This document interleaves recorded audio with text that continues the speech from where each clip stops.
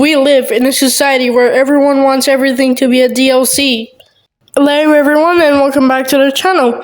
Today we're going to talk about Resident Evil 3 Remake. Why is it hated and is it worth your time and money in 2022? Let's find out. Resident Evil 3 Remake is the remake of the original Resident Evil 3 Nemesis released in 1999. The main factor that people hate is the storyline's length. It is around 6 hours and 9 hours if you're striving to achieve 100% in-game completion. It took me around 4 hours to complete my first playthrough and 3 hours on my second playthrough. Many speedrunners have completed the game under 2 hours.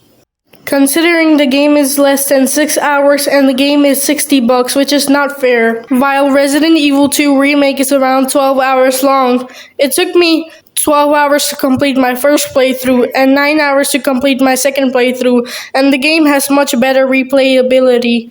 The second thing people hate is Jill Valentine's design. They say that it needs to be accurate like the Resident Evil 1 design. I think that's not fair to say that, considering the game first takes place in Jill Valentine's apartment when she doesn't know what's happening until she gets a call to get out of her apartment. Personally, I think the design looks awesome. The third thing people hate are the scripted encounters with Nemesis, and I agree on this one. In Resident Evil 2 Remake, Mr. X would roam around the entire RPD trying to find you. If you made any noise, he'll find you. The tension of hearing Mr. X's footsteps while he was trying to find you was real. It made the game more scarier and more enjoyable. Jesus Christ! While that's not the same case in Resident Evil 3 Remake.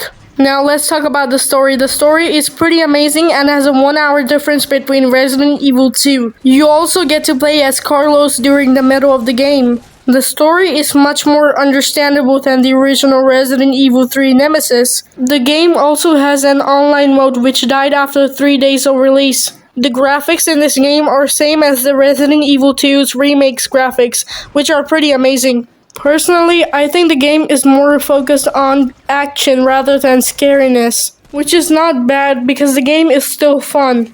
Although I think they should have made DLCs for the game. Why isn't it possible? It's just not. Why not, you stupid bastard? Now we come to the final conclusion. Is the game worth it? Yes and no. The game is not worth $60. It is at least worth $30. The best thing you can do is to wait for a sale or something like that so the game is much cheaper, because the game offers you no DLC, a dead online mode, and 6 hours worth of playthrough. I think they should have made the game $30 at the first place so the game wouldn't have to deal with any of the criticism. So that's it for today, guys. Hope you guys enjoyed the video. Please leave a like, consider subscribing this channel, share this video with your friends, and I'll see you in the next video. Thank you and goodbye.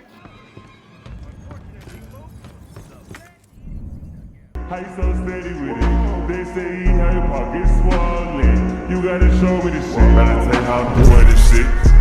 I got the devil on my phone. He told me keep doing this shit. Yeah, the devil told me that I get rich. Yeah, how many bands?